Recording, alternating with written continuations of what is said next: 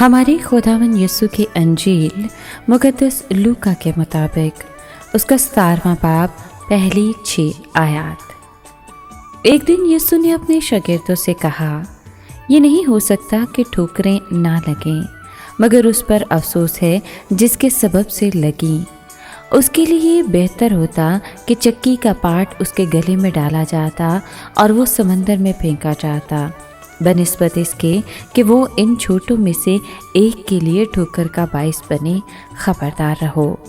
अगर तेरा भाई गुनाह करे तो उसे मलामत कर, अगर तौबा करे तो उसे माफ़ कर, और अगर वो एक दिन में 7 बार तेरा गुनाह करे और 7 बार तेरे पास आकर कहे कि मैं तौबा करता हूँ, तो उसे माफ़ कर।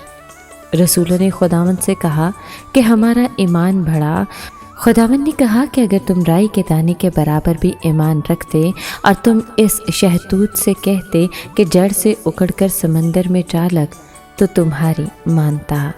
पाक कलाम के पढ़े और सुने जाने पर खुदावंद की बरकत हो। खुदा का शुक्र हो।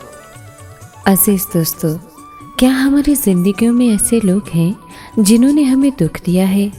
क्या हम गुस्से और इज़्तिराब के एहसास को पालते हैं जो कुली तौर पर जायज़ लगता है? क्या किसी बात को माफ़ करने और उसे रफ़ा दफ़ा करने में तकब्बर रुकावट है? हम पूरे दिल से एक दूसरे को माफ़ करने और अपने ज़ख्मों को अंदर से सेहत याब करने की दावत दें।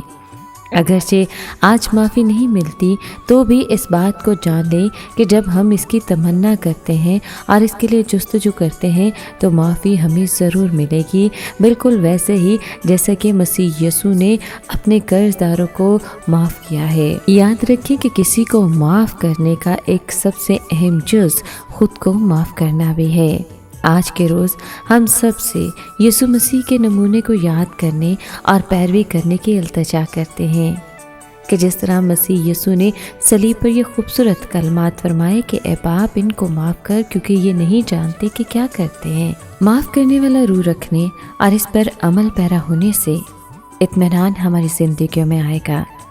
जब हम यीशु मसीह की तालीम पर ध्यान देते हैं और दूसरों को माफ़ करते हुए उसके नमूने की पैरवी करेंगे, जब हम माफ़ करेंगे तो मनंजी हमें मजबूत करेगा और उसकी कुदरत और खुशी हमारी ज़िंदगी को सैराब करेगी।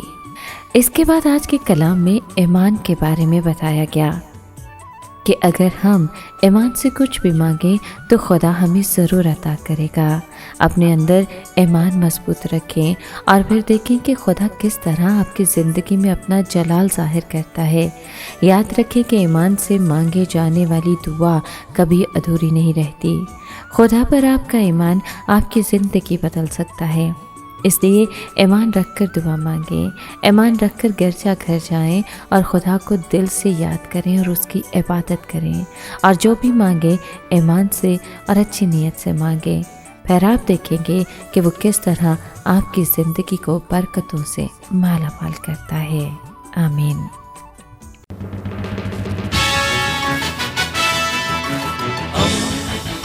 दोस्ती का पैगंबर, रेडियो वेरितास एशिया।